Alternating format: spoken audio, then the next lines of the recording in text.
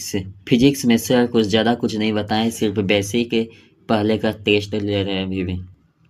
Switzerland vector के बारे में सर कुछ बता रहे थे, उसका फॉर्मूला कैसे निकलता है।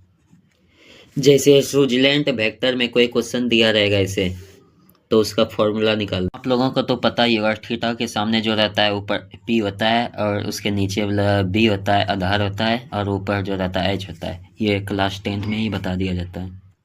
चूँकि कॉस थीटा का मान बी बटे एच होता है और यहाँ हमको आधार निकालना है, तो यहाँ हो जाएगा बी कॉस थीटा। यहाँ हमको पी निकालना है, तो पी होता है साइन थीटा का मान, पी बटे एच, तो यहाँ हो जाएगा बी साइन थीटा। बी यहाँ एच का मान ये आया, ये। तो यहाँ हमको करना कुछ नहीं है, सिंपल सा पाइथागोरस का प्रमेय लगाना है। चूँकि हमको स्विट्ज़रलैंड का फॉर्मूला निकालना है, यानी कर्ण निकालना है, तो फॉर्मूला लगाएंगे। कर्ण स्क्वायर बराबर आधार का स्क्वायर प्लस लंबाई का स्क्वायर। कर्ण का मान मेरा ये है, तो ये लिखेंगे। आधार का मेरा मान ये है, तो ए प्लस बी कॉस थीटा लिखेंगे।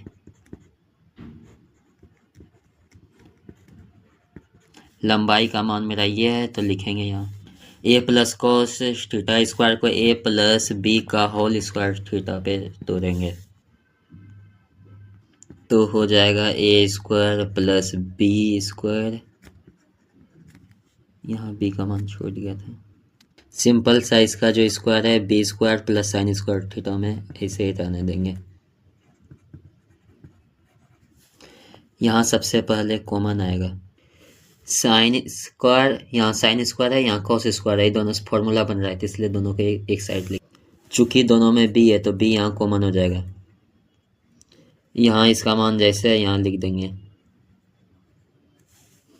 Sign square theta plus cos square theta plus 1 होता है इज इक्वल टू, तो यहाँ लिख देंगे A square plus B square, B square गुना 1 होगा तो 1 ही आएगा, प्लस 2 सी कॉस थीटा। यहाँ बी था ना, 2 कॉस थीटा।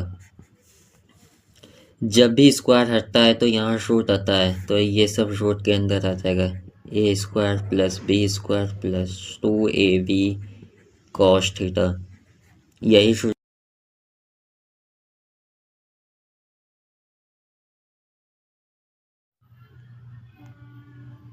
आज सर केमिस्ट्री में द्रव्यमान प्रतिशत बताएं।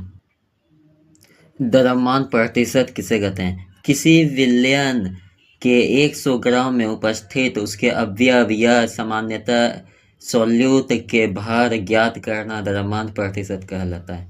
चलिए एक्सप्लेन कर। कोई भी सॉल्यूशन होना चाहिए, सॉल्यूशन का हिंदी होता है विलयन, और इस सॉल्यूशन का वजन 100 ग्राम में होना चाहिए। यानी जैसे 500 ग्राम है ना, तो उसको 100 ग्राम में लेंगे। यानी किसी सॉल्यूशन में 100 ग्राम किसी सॉल्यूशन में अवयव या विलय का भार ज्ञात करना, ये द्रव्यमान प्रतिशत कहलाता है। यानी अवयव या विलय का भार जितना होगा, वजन जितना होगा, उसको ज्ञात करना ही द्रव्यमान प्रतिशत कहलाएगा। द्रव्यमान प्रतिशत बराबर फॉर्मूला होता है विलय का भार बटे विलयन का भार। विलय का इंग्लिश होता है सॉल्यूट, विलयन का सॉल्यूशन। सॉल्यूशन किसे कहते हैं? सॉल्यूशन उसको कहते हैं जैसे पानी और चीनी है, पानी प्लस चीनी, इन दोनों का मिश्रण सॉल्यूशन कहलाता है। इंग्लिश का क्लास में सर सबसे पहले ट्रांसलेशन चेक किए, कल जो दिए थे बनाने, ये है। उसके बाद कुछ वर्ड मीनिंग लिखा है। बेवफा का वर्ड मीनिंग इंग्लिश होता है फेटलेस। गोबर गणेश का इंग्लिश होता है ब्लॉक हेड। सगा भाई का इंग्लिश होता है जेनेटिक ब्रदर। मिश्री का इंग्लिश होता है शुगर कैंडी। बदबू का इंग्लिश होता है स्टिंक। खुशबू का इंग्लिश होता है अरेमा। उसके बाद ग्रामर पढ़ाएं। कल सर प्रोनाउन तक बता दिए थे, आज स्ट्रक्चर वर्ड का दूसरा भेद पढ़ाएं। प्रीपोजिशन, जिसका हिंदी होता है संबंध बोधक अवयव। प्रीपोजिशन किसे कहते हैं? The word which comes before noun और pronoun to show its position is called preposition. Hindi में वह शब्द जो संज्ञा या सर्वनाम के पहले आता है और उसके स्थान को दर्शाता है, प्रीपोजिशन कहलाता है। प्रीपोजिशन वैसा शब्द जो संज्ञा और सर्वनाम के बाद आता है और उसके बाद आकर स्थान दर्शाता है, उसे प्रीपोजिशन कहते हैं। Example: in, on, eat, at, over, above, from,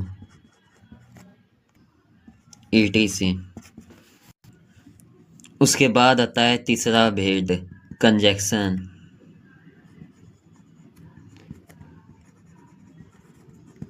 जिसका हिंदी होता है समुच्चय बोधक अवयव। Two word which joins two words, clause, phrases और sentence together is called conjunction. यानी दो शब्द, वाक्य या मुहावरा या वाक्य को आपस में जो जोड़ता है उसे समुच्चय वादक कहते हैं, कंजक्शन।